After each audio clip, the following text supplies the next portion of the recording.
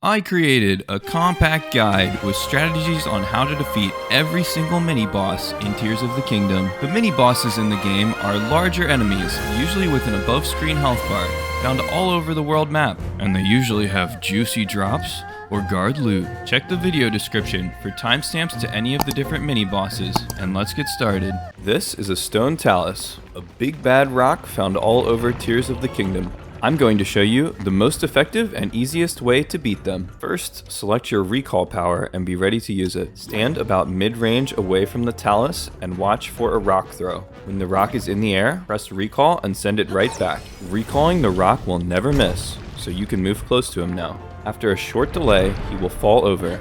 Climb on top of him and bash his weak point. After some time, you can jump off and repeat. If you stay on too long, you will be thrown off and take damage. The knockoff attack is coming when you see the enemy start shaking like this. Some talus are ice or fire. Simply hit them with the opposite type arrow to neutralize their body. And for the battle talus, you can hit it with a disorient item, like a muddle bud, to confuse it and cause it to knock off attack all of its allies. The always sleepy Hinox is pretty useless to farm, but if you want to collect fruit and sometimes decent weapons from him, here's the strategy. First off, you can just cut him down. He actually doesn't have very much health. As you can see, I'm able to finish him off before he even stands up. But if you don't have strong weapons, you can fire an arrow into his eye to stun him. When he is lower health, he will sometimes cover his eye, but this is pretty easy to ignore. Also, sometimes they will have this metal leg armor, which you can hit with an electric weapon to stun, giving you plenty of time to do lots of damage. The boss Bokoblin is usually surrounded by a ton of minions. This makes dealing with them very simple. Hit the boss with a muddle bud, which will cause all the minions to start fighting the boss. Now, you can watch the carnage, use some large area attack to hit the crew, or finish off the boss while his back is turned.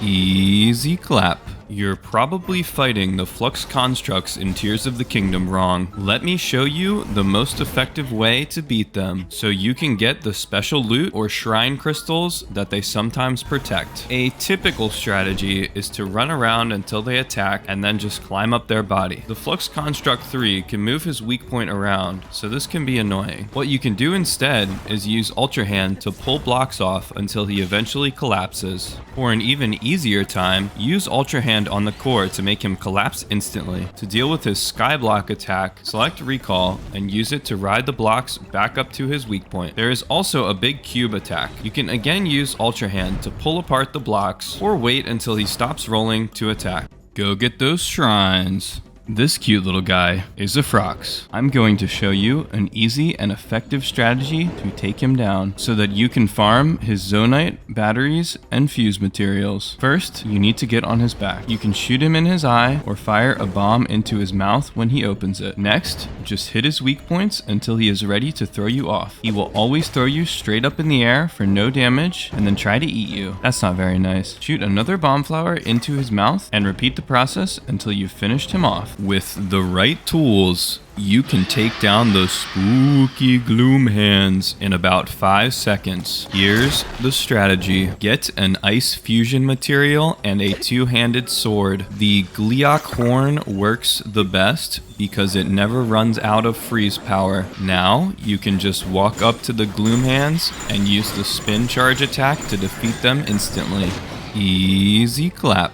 The proud and scary Lynel can be farmed for strong and cool looking fuse materials, lots of arrows, and some of the best weapons in the game. Here's the strategy. First, walk up to him so he knows you mean business. If he stays close to you, prepare to jump backward and flurry rush. You can time the jump by watching when his weapon is highest in the sky. If he starts walking away, get your shield ready. This means a charge or running attack is coming, which you can easily parry. After parrying, consider using arrows on his face to stun him. When stunned, Lynels can be mounted for extra free damage. He also has some special attacks. For this charge attack, just back away to dodge. And for the fireball attack, you can just run sideways to dodge. Everyone has trouble with Lynels at first, so don't give up. This is Molduga, the top dog of the desert sands and my favorite mini-boss in Tears of the Kingdom. If you're looking to beat him super fast, fast, find some Gibdo in the desert. They can be beat with fire and electric weapons and drop Gibdo bones, which have 40 fuse power and make arrows very strong. Now, find some safe ground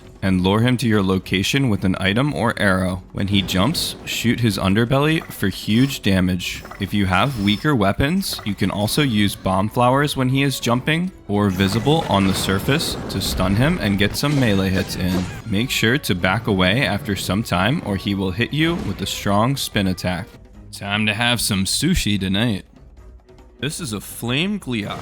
It drops plus 30 fuse power materials that never run out of elemental charge. And this is an easy and effective strategy to beat them. First, find some cover to hide behind. The Gleeok will attack you with either a slow laser attack or shoot fireballs that have slight tracking. Once it stops attacking, jump off your cover and use ice-powered arrows to hit all 3 heads. If you're having trouble setting up, use Ice Keese eyeballs. They will track ice arrows to the weak points. This will cause him to fall down, bash his face some, and then get back in position to repeat the strategy. If you let him recover when he is low health, he will fly really high and blast a giant fireball at you. Just move far away and use the updraft to get close to his face again. Besting the Ice Gleeok will give you extremely powerful ice fuses that are huge OP because they never run out of freeze power. Here is the strategy. The hardest part is preparation. First, go to this location in the top right of the map near Darunia Lake. You will find a beautiful cherry tree. Drop an apple at the base of the tree to reveal all caves in the area. Next, you can go to any of these caves, but it has to be nighttime. You can change to nighttime by sitting next to a lit fire. I suggest the Isle of Rabok cave, which is very close to the cherry tree. At night, there are tons of fire keys inside, which you can farm without even leaving the minecarts. Now that you have fire keys eyes, the fight is easy. Anytime the Gleeok is not stunned, just blast a bunch of fire keys infused arrows at him, and it's an easy clap.